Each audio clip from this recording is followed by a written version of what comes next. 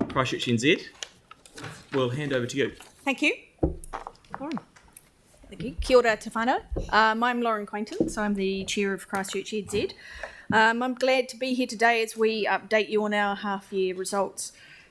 If you know, I'm a few months into my role as Chair, and when I'm asked what ChristchurchNZ does, I tell people that we are primarily in the business of attraction. We are focused on attracting people, events, businesses and investment into Ōtautahi Christchurch to grow a sustainable economy that benefits all of our ratepayers. You only need to read the headlines that describe Christchurch as the new capital of cool to know that we have a once-in-a-generation opportunity to capitalise on the current demand for our city. We no longer have to tell people why they should move here. We need to show them how they can participate in this economy by attracting and growing businesses and creating long-lasting jobs in future-focused industries. ChristchurchNZ will continue to be flexible in our approach as the needs of the city and of those of you as our shareholder evolve and change in response to the opportunities in front of us, as well as market conditions. This includes our continued commitment to attracting third-party funding to supplement funds received from Council to do this work. As we look forward, I believe ChristchurchNZ has a critical role to play in ensuring that we make the most of the new city infrastructure that is coming online, including major assets funded by you as the shareholder. I'm afraid to say that if you build it, they will not come. We need to remain vigilant to continue to attract more people, more visitors, more events in order to create jobs and prosperity that benefits all of our residents. Now I want to hand over to Ali, the more immediate task of running through our key top-line results from the quarter. Awesome, thank you. So I thought let's start with the numbers. We have, as you know, 9 levels of service agreed with you for this year, and at the end of quarter 2, we're on track to meet all of them. Here are some of the selected highlights. I haven't put them all up there. We've attracted more than $1 million worth of external funding for economic development work, which is more than 2/3 of our annual target. We've provided support for 415 businesses, and we've showcased the city to a massive 53 trade agents and investors, which is already 88% of our annual target. Now, if you then look at our KPIs, we have 5 KPIs, of which we've already met 3 by the end of quarter 2. We delivered 680 long-lasting jobs, which exceeded our stretch KPI by a massive 460, and I'll talk a little bit about that later. We exceeded our GDP target of 40 million by almost double, and most notably, by halfway through the financial year, we've already exceeded our investment into the city target by a factor of almost 8. So, and on that metric alone, that's delivering you as council a return on investment of $17.36 for every dollar of council funding. And you may recall that when I last presented quarterly results to you, I talked about the lumpiness of these results of investment and business attraction. This is the other side of that. These are the upsides. You know, they're often outside of our control. And the lumpiness here is driven very heavily by the impact of 2 large investments in the city, which I've already talked to you about. I'm not going to go into great detail in them today. That's the Engine Centre expansion and also the securing of the Bio-Aura manufacturing facility in our health precinct. I also want to just talk a little bit about the KPIs we haven't yet reached. At the 6-month mark, we're just short of halfway towards our KPIs for visitor spend and short-term job creation. They were set at ambitious levels by our board, but we're actually really confident that we'll hit those with several large events like Electric Avenue yet to be recognised in those numbers.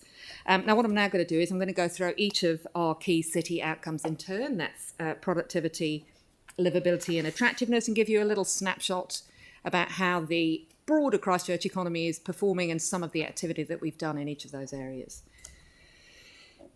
So look, how might you explain the benefits of ChristchurchNZ to a ratepayer? So one way of doing that is the number of good jobs available in the city. So despite challenging economic conditions over the last year, the number of businesses located in the Canterbury region has continued to grow.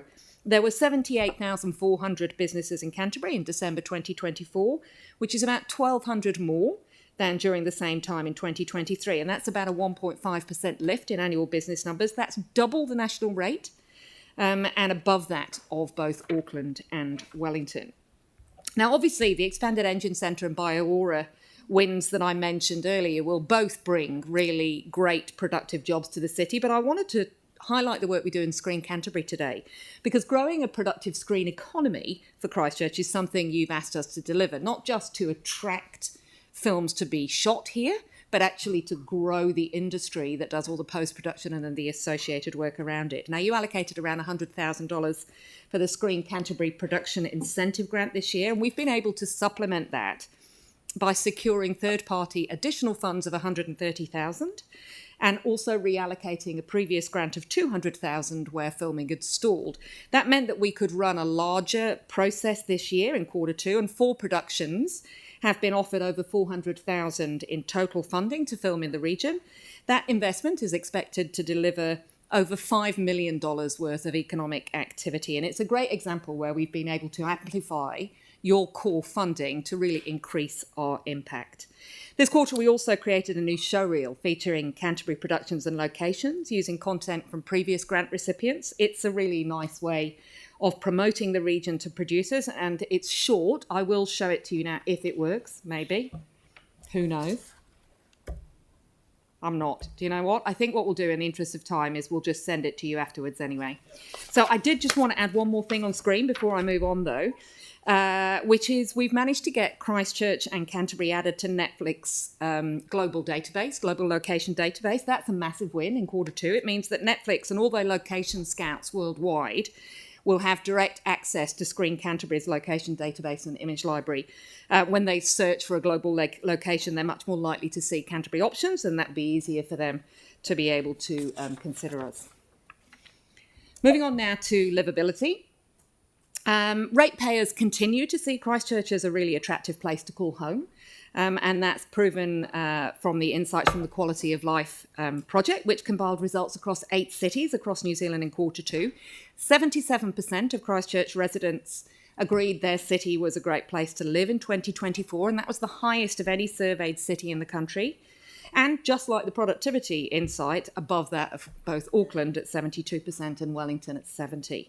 And residents are also feeling really optimistic about the progress of the city. 30% of Christchurch respondents report that the city is better than it was a year ago. We're tracking in the right direction. That's well above the national average of 18.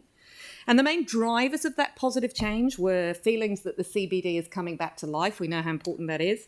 Improved variety in recreational facilities and having lots of things to do. And improvements to the look of the local area. The positivity also aligns really well with what we're seeing in terms of sentiment from the business community. So Business Canterbury's November survey indicated that about 84% of Canterbury businesses think the local economy is moving in the right direction. Now, what I want to talk to about in terms of what we've been doing in this space is a little bit about street art. And as a reminder, we all know street art took off in the city post-earthquake quite organically. There was lots of exposed walls, and the city quickly became famous for the rejuvenation and creativity expressed by our local artists. In fact, in 2017, Lonely Planet named Christchurch as a global street art capital alongside average cities like New York, London and Berlin. And since then, this dedicated community of artists, developers and advocates has really emerged to build on this legacy. As Mike Pekaski, who many of you know, says, street art is another thing that will really encourage people to get on a plane and come and experience and fall in love with our city.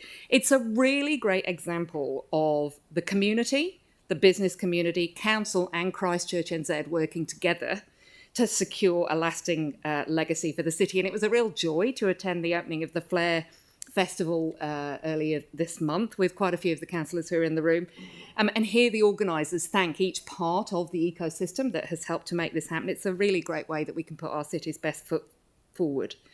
Our role at ChristchurchNZ was mostly in the early stage of it. We were very helpful with the Flare Festival and street art community developing a strategy and coming up with a unified position as it looked to leverage off that post-earthquake momentum. And our early intervention was around that strategic approach, but as we've moved on, we've got a little bit more involved in terms of support delivery around the festivals. In Q2, the little street art festival was underway. There was installations around the central city. And the highlight of Flare, of course, which whilst that happened in Q3, it was all the planning went away in Q2. The highlight of that, of course, was the New Zealand's tallest mural, which many of you will have seen on the side of the Distinction Christchurch Hotel. As a side note, it took 350 cans of spray paint and almost 300 litres of paint, which we managed to help them secure for free. Talking a little bit on to attractiveness now. We've just got year-end arrivals data for Christchurch Airport. Note that in the written report that you have, we only had figures to the end of September. This is the updated data. And international visitor arrivals at Christchurch Airport increased by 23% in 2024 compared to 2023. And it puts arrivals at about 80% of pre-COVID levels. So we're getting back to where we were. Recovery was back-weighted towards the end of the year. And in December, we recorded the highest number of monthly arrivals in the post-pandemic period. That was about 66,000 people. It's also worth noting that Christchurch's market share of international visitor spending has grown since before COVID. So we were 8.4% in 2024 compared to just 8% in 2019. And spending from international visitors has been crucial for our economy here. It has really helped to soften the impact of reduced domestic demand during a cost of living crisis. And it's injected around $325 million into our retail sector during 2024. We work really closely with the airport on attracting visitors to our city. And in the second quarter, I just wanted to mention that we had a spring visitation campaign, which generated 500,000 engagements, and our media and PR efforts generated a massive 325 stories with a reach of 325 million people. That's just one guy that does our PR, so it's not we're trying to find new ways of doing our marketing spend in a really cost-effective way. Now, last quarter I talked about cruise and the fact that increasing value of cruise is really important for our city. I thought it just would be worth touching briefly on some of the operational aspects of cruise, just to sort of as the season starts to get towards the end. So our role in cruise is not to attract cruise ships and their passengers to the city. It's to ensure that those visitors who do come here have a fantastic experience that makes them want to return and spend longer, while at the same time ensuring that the social licence for cruise to operate is preserved amongst residents. It's a very fine balance. So that means making sure that port towns like Littleton are not stretched beyond their capacity and that any community concerns are really swiftly addressed. Much of the activity at the beginning of this particular cruise season in Q2 was around preserving that social licence, such as monitoring the transportation situation on the ground in Littleton, meeting with the Littleton Harbour Business Association and the Central City Business Association to monitor any of those community or business concerns, and just liaising between the ground transportation operators and the council. We also ran a pre-season training for our glorious local champions, who you'll see in their pink vests around town, including incident de-escalation training in case there was any repeat of protests against cruise, which has actually, thankfully, would not happen too badly. So this season has actually gone really smoothly. No news is good news here. No significant issues have been reported. There have been no complaints from Littleton residents. There have been a few challenges around ground transport on Cashel Street, and we're working with the council's transport team on that. And at the end of the second quarter, Littleton had welcomed 23 ships, which is about 47,000 passengers, and Akaroa had had 5 ships, which was around 2,000 passengers. Our champions continue to play a really vital role in welcoming visitors to Christchurch. The programme has around 43 volunteers at the moment, and it's been expanded beyond cruise ship days to support other periods of high visitor activity in the city. And we're looking at seeing how we can utilise that great group of humans to help mobilise the city when the stadium opens. So, just to conclude, I'll talk about our financial position. We plan to invest around $8.5 million in the first half of the year, and we are largely on track with a small 2% underspend. That's largely related to timing. Timing is one of those things that's a moving feast for us. 14% of our income in the first half of the year is from third-party funding, which is well ahead of target, and our other targets are on track to be achieved. We're continuing to focus on increasing that third-party funding and reducing costs so that we can invest in greater outcomes. That's it from me. I'm going to leave it there, and hopefully there'll be time for a couple of questions. Thank you for that. Did I miss a slide? Did we talk about events? Not today. I haven't talked about events today. I can, if you would like to know about events. We decided to talk about cruise as our attractiveness. Oh, okay. No, that's okay. Celeste. Yep. Thank you for the excellent presentation, and it's good to see a summary of some of the many things you're working on. There's one specific project I wondered if you could just expand on a bit, because we've got the site blessing this week for, I think it's the third stage of the Te Pakamaru housing development, which ChristchurchNZ led. And also, could you just touch on the fact that it's providing affordable housing in an area where we know there's a huge amount of need, particularly for rental? Yeah, look, it is a real moment in time. You know, urban development projects are long, they take a lot of time, and it's nice when you get these moments and you see the impact on real people. Yes, it's stage 3 of the Te Pakamaru development in New Brighton, blessing on Thursday, and yes, it's a range of affordable build, own to rent, rent to own, even options as well. So yeah, no, look, I'm really excited to see that happen. We're very proud of the work that we've been able to do in New Brighton. Yeah, it's a positive story. Minister Shane Reddy from the Ministry of Pacific Peoples is attending the event. I believe he is hoping to. Yeah. It's always difficult to know with ministers, their schedules change, Right. but fingers crossed. Thank you. Yeah. Phil and then Andre. Thanks, Ellie. I had Cruise New Zealand in my office a couple of weeks ago, and they were just saying, I know some people don't like cruise boats, but I particularly do. They're saying that next year is going to be 10% less just because of the way the world's going. It's a wee bit far down the bottom of the world to come out. But one of the things that they did point out this year, 7,500 people went to Akaroa. Next year's 840. And Timaru have had an increase of 7,000 people for next year. And because one of the things is it's some of the barriers that ECAN are putting up for the amount of the boats that are coming in. They want them smaller, they want them to park closer towards the heads. We're not stopping the boats coming here because they're saying, right, bugger this, we'll go to Timaru instead of Akaroa, which I think is a shame because there's a lot, everyone that gets off a boat's got money in their pocket, and I think if we can give them a good time and get some money out of the pocket, it's good for everybody. So I'm just letting you know what I heard from Cruise New Zealand. The Akaroa challenge is difficult because of the Environment Canterbury Resource Management Act considerations. They require the larger ships to have a resource consent to come in, and then because they need to tender, it can be really difficult and weather dependent. What we had hoped to achieve was 2-day stay where they would come into Akaroa and then to Littleton, but they are diverting to Timaru at this point. We're working with Akaroa on getting smaller, more boutique ships, which have up 800 to 1,000 packs on them, where they don't need the resource consent, and the tender boats are significantly higher spec'd, and that gives better spend for Akaroa Township as well.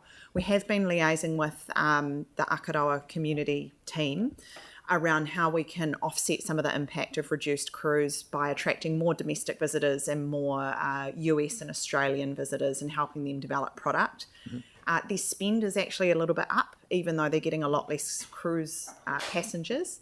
It's just a bit of a long game, and I'm really pleased you met with Cruise New Zealand. Thank you for that. No, it's just that they came and talked to me, so I just thought I'd let you know. Thank you for another excellent report.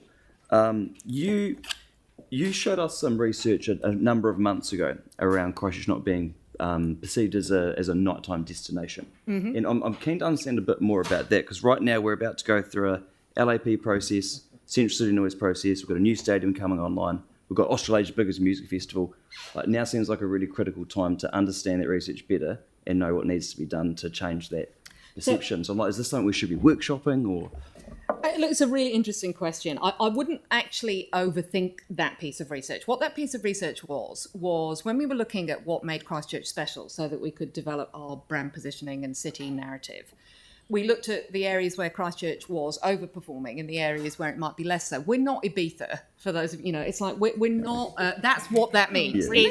Is we're not going to attract the clubbing holiday thing. We are much more of a family destination. That doesn't mean that the nighttime economy is not important to Christchurch, because it absolutely is. So we all see in the things that I've just talked about how important it is that the central city is humming, and we all know that there's nothing greater than on an Electric Avenue day or a day when there's been a test match at Hagley Oval and you walk into town with floods of people and the whole place is absolutely heaving. You all feel like you're part of something big as a resident. So it's very important that we have a nighttime economy. So, but all that report was saying was it was trying to identify the upweights and the downweights of where Christchurch was strong. I guess question is now seems like the time to start trying to attract those visitors, because you've got, like, when people are coming to the biggest festival, they're liking what they see. Yeah. So I can probably answer that a little bit more. We look at the year as a sustainable year to drive different visitors at different times of the year and of the week even. So business events, travel midweek and midwinter, they keep the nighttime economy going when typical international visitors aren't there. Yeah. We're working really hard in the Indian market at the moment because they tend to travel in sort of March, April and May. So it manages to broaden out our visitor spend across the year so that our nighttime economy is more sustainable. Things can stay open midweek, midwinter, and they can make a year-round business of it. As we see that visitor spend increase and the kind of sustainable year-round economy grow, the nighttime economy will grow with it. And when we're looking at events, we very much try and look at a balanced portfolio of demographics, sport, in-venue, Christchurch Adventure Park, wherever it might be, because we want to be able to offer something for different groups. So, and it's fantastic that we've got Electric Avenue and other events starting to fill what was a gap. I think it's great. And we are looking at what 2026 needs to look like across the year in terms of stimulating spend off the back of the opening of the stadium and also Parakiore in December 2025, so that we can work with the private sector to ensure that they are open at night time and can capitalise on that nighttime economy. nice one. Thank you very much. Oh, cool. Thank you. Thank you for the work that you're doing. And I appreciate that you're looking at other indicators around well-being now as well. So, that's really cool. And just to Celeste's point, like, really keen to understand what's happening around affordable housing, particularly in that New Brighton area and with the Pacific community. So if we could get more information, I think that would be really helpful. I was just specifically had two questions around the report today, which one was around the film activity. How is that budget tracking? If we had more funding available, could we do more? Like, I'm just kind of interested in, we obviously reduced the funding, and there was concern at the time, but people understood that there was some carry forward. Just trying to understand what's happening in that space around demand for that fund and opportunity. So that fund is always oversubscribed, is the short answer to your question. So you could always do more. Would it be the best use of your money? I think is a really fair question. There are other areas where that money may be better spent, would be my challenge. But I'm really happy to have those conversations. So they're good conversations about return on investment and about getting, again, a balance of the right future industries.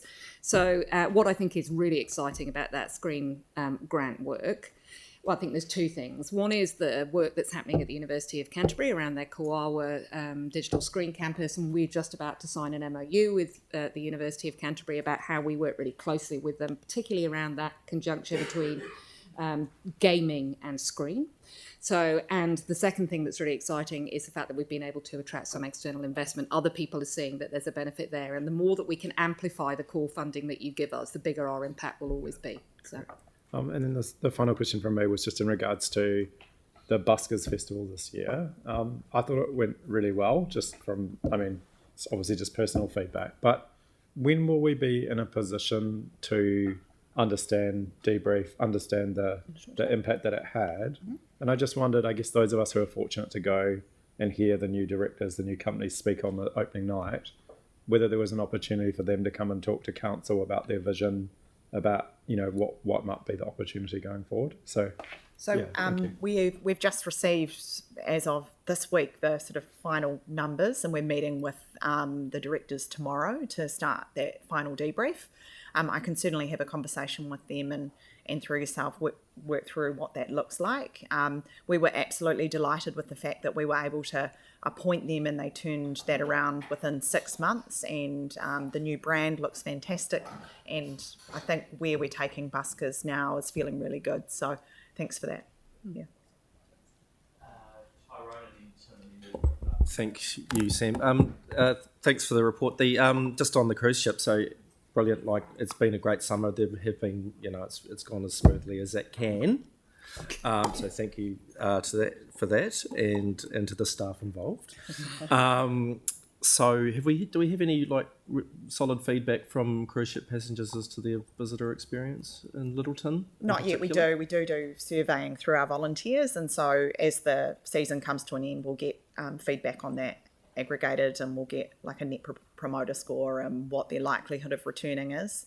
I can't remember off the top of my head what we got from last season, but the number of returning, those planning to return for a holiday to Christchurch was incredibly significant, far more than we expected.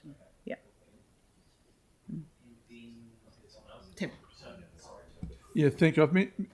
I've mentioned this before, Crankworks, and the amazing work that Karina and your team did with that, with Anne Newman at the bike park. And you don't have to answer this, but it would really be good to understand, because it's an international covered event and all over New Zealand guys came, how we kind of linked that, or how you linked that in with the Strip and other places in the central city to kind of whether there's groups that sponsor them. I realise a lot of the riders will be too young to go to the bar, just saying, but yeah.